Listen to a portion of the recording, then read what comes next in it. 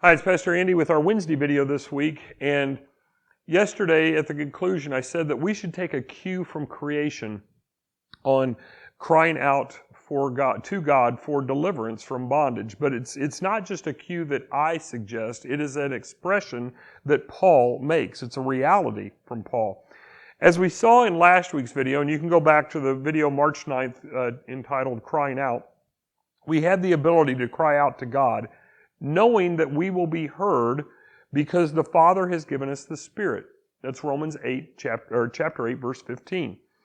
And I'm going to refer to this more again next week, although whether or not that's in the sermon or in a daily video, I'm not certain yet. But we are to cry out to God as His children.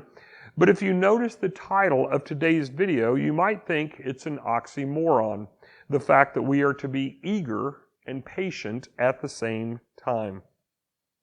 Well, what does it mean to be eager and patient at the same time? Well, parents and grandparents have to do this quite often. There will be a child who is expecting something big, some kind of surprise. Maybe it's the parent trying to help the child wait for a grandparent to show up, or a grandparent waiting for a parent to return from a trip or something like that.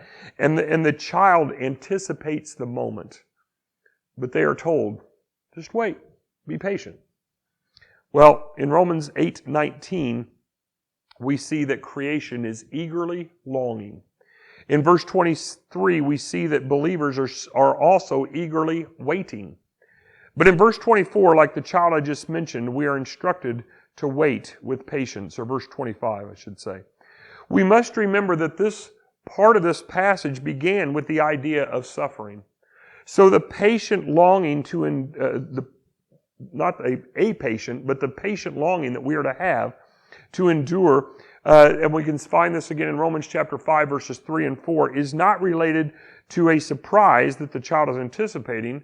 Our longing is far better. It is based upon a fulfilled promise for which now we can only have hope. That fulfillment of the promise is far greater than anything we can imagine, and yet we are told to be patient. Everything happens within God's timing, and we cannot rush it.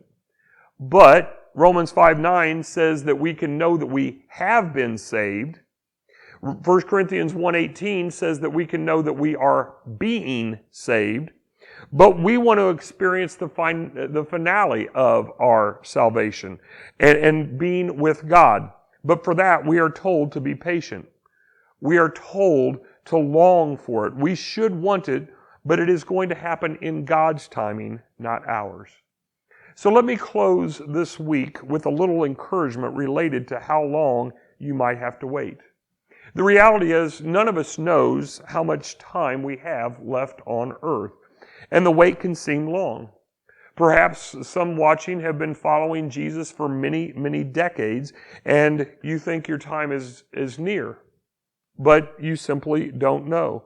Perhaps you have suffered a little bit. Perhaps you have suffered mightily during that time. Perhaps your present suffering, your current suffering, is beyond what you think you can bear. And yet, you are still here, you are still bearing it, and you are still eagerly awaiting with hope what will come. Or perhaps you're younger. Perhaps your life's journey is just beginning, and perhaps your faith journey is just beginning, and you wonder what kind of sufferings that you may have to endure. Well, whether you're older or whether you're younger, whether you're somewhere in the middle, perhaps like me, the reason you can wait patiently is because ultimately the wait that we have is short. In 100 years, you're not going to be suffering any longer on this earth. In 225 years, you're no longer going to be suffering on this earth. Why do I pick 225 years? Because for many, the American Revolution seems like a long, long time ago.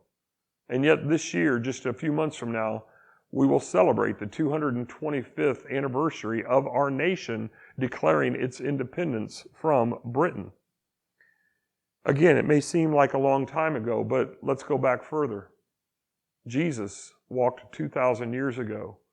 David walked this earth 3,000 years ago. Abraham walked this earth approximately 4,000 years ago. And all of them suffered for a short time too. But looking back centuries now, their wait was short in light of history.